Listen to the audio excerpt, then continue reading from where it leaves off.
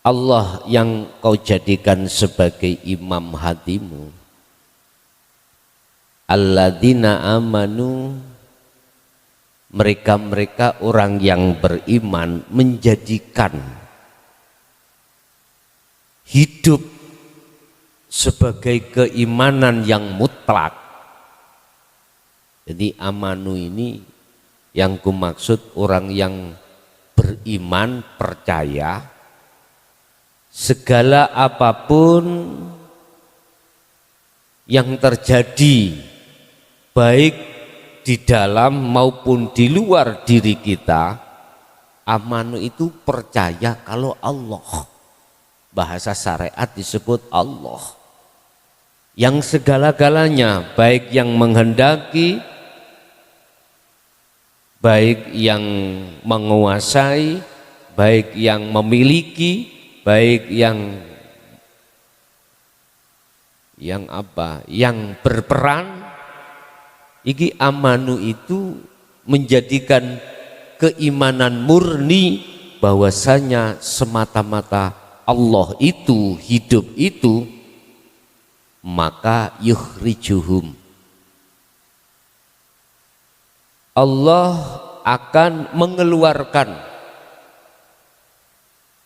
terhadap kondisi ruhaniyah orang tersebut, atau yukhrijuhum, menyelamatkan terhadap amanu tersebut, terhadap ruhaniyah yang imannya murni hanya Allah itu, menyelamatkan atau mengeluarkan minadz-dzulumat,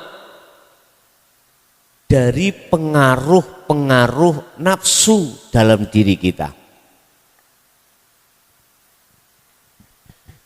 Ingat, dalam diri kita sebagai manusia siapapun juga, ya, baik orang Islam maupun ghairul Islam, manusia itu ruhnya itu ada teman yang disebut sifat basyariyah. Di dalam sifat basariyah ada saudara kita yang namanya nafsu nafsiyah. Dan juga ada nafsu amarah. Ini nafsu.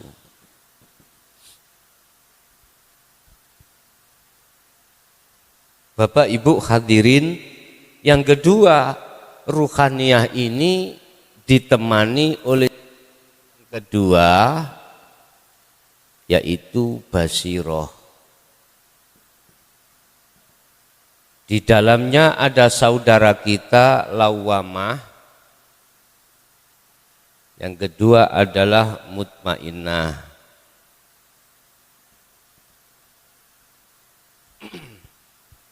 Kita bahas terhadap alladzina amanu dulu. Ruhaniyah yang menjadi budaknya Allah. Tetanda ruhaniyah kita menjadi budaknya Allah, ruhaniyah kita itu didominasi sifat basiroh. Ini Pak, sifat di mana mengajak ruhaniyah itu selalu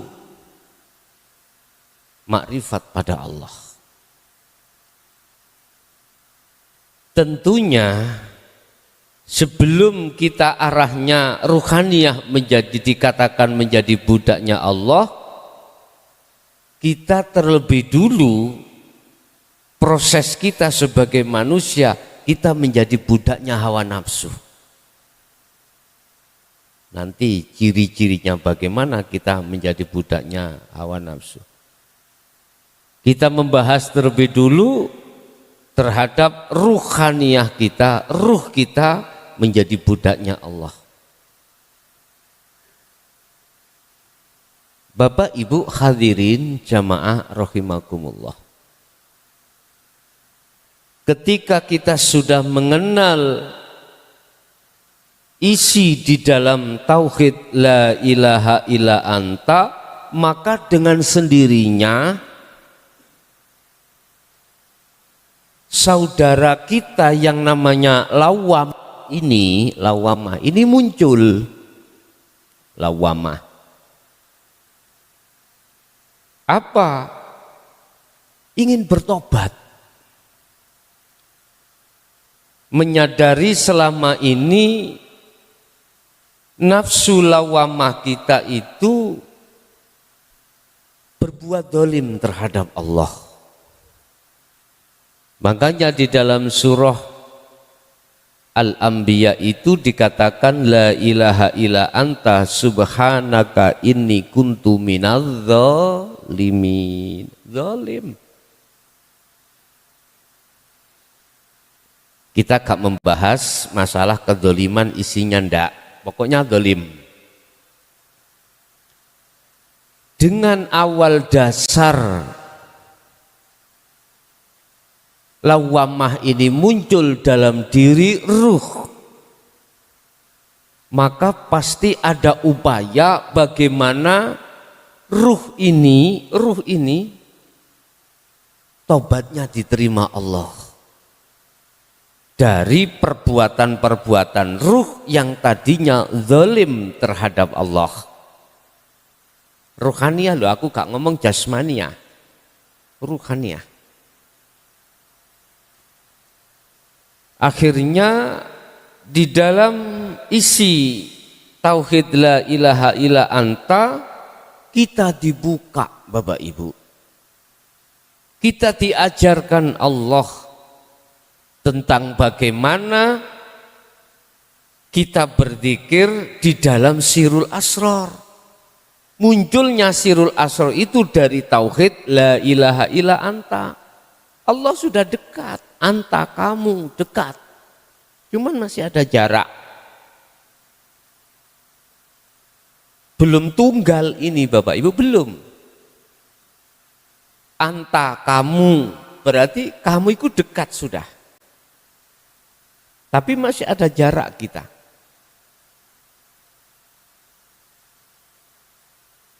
Sehingga mengapa kita diajarkan untuk selalu berzikir itu. Di dalam Su'aul Basyirah, teorinya kan di situ. Mengapa muncul Su'aul Basyirah dan apa fungsinya itu? Munculnya Su'aul Basyirah di dalam Sirul Asrar itu dikarenakan lawamah dalam diri ruh iku merasa bersalah terhadap Allah. Awalnya begitu Bapak Ibu. Dulu kita berdolim tidak merasa dolim, nggak tahu kalau kita dolim. Contoh, nanti kita bahas ketika sifat basariyah. Contoh, kita pada waktu hari musim hujan ini otomatis kan basah semua toh Pak Bu. Jalan-jalan menjadi becek. Terus kita dalam satu acara didatangkanlah satu hujan.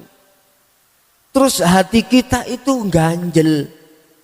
Mestinya ada acara jangan ada hujan. Jalan-jalan jangan becek. Lah, tidak terimanya hati ruhaniyah kita dengan kondisi saat itu, ini termasuk dolim. Dolim. Tapi kita tidak merasa Pak. Mengapa kita tidak merasa kalau itu kita ruhaniyah kita dolim pada Allah? Karena pada saat itu kita itu orientasinya tidak melihat lakunya ruhaniyah, tapi lakunya jasmaniyah. Dolim iku yo nek gawe elek wong, ya nyolong barange wong, mencuri barangnya orang, Zalim itu termasuk kita menyakiti orang, kan orientasinya pada kesadaran hati kita ke ruhaniyah, lakuni ruhaniyah nggak ada. Orientasinya ke jasmani. Sehingga jangan heran kita bagusi jasmani tanpa mengerti kondisi rohani kita. Lah, zalim rohani ini yang dulunya kita tidak merasa zalim, akhirnya sadar, ya Allah kita zalim. Akhirnya muncullah tindakan yang namanya zikir sirul asrar di dalam su'aul basirah. Fungsi di situ adalah meniadakan selain Allah. Yang tadinya ruhaniyah kita beriman. Enak enggak enaknya dulu itu ruhaniyah kita, iman kita terhadap makhluk. Sehingga ketika ada santri yang loman sugih, disewayang Pak, diwidoi. Karena apa? Ada maksud. Dunia, makhluknya duniawi ya mau. Tapi bila mana ketemu santri sing wis gak ndawe, melarat dan lain sebagainya, kita benci dia. Artinya kita nggak mau mendekat. Karena konteks ruhaniyah kita itu tidak seperti konteksnya di orang-orang yang sudah jalan dzikirnya nggak bisa. Jadi fungsi daripada su'aul basirah adalah menghilangkan iman yang tadinya itu selain Allah. Yang tadinya kita tidak bisa tembus menyang hidup, nggak bisa. Lah ini dihilangkan Pak. Perkara yang menjadikan nggak tembusnya rohaniyah terhadap hidup itu dihilangkan. Itu su'aul basirah. Bahasa sederhana,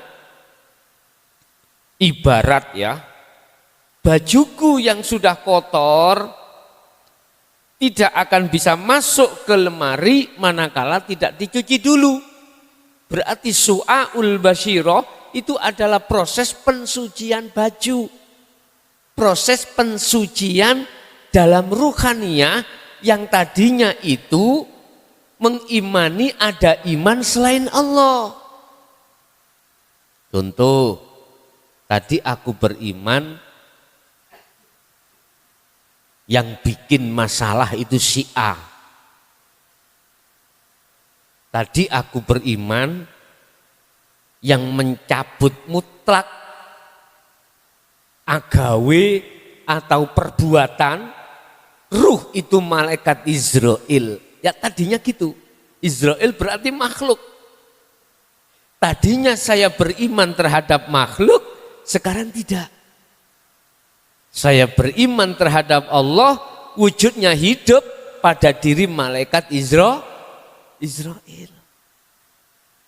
Itu fungsi daripada su'aul basirah. Kalau ini sudah dianggap cukup oleh Allah, proses pensucian ini, maka Allah pasti akan menarik ruhaniyah Anda itu di singgasana Allah yang kami sebut sebagai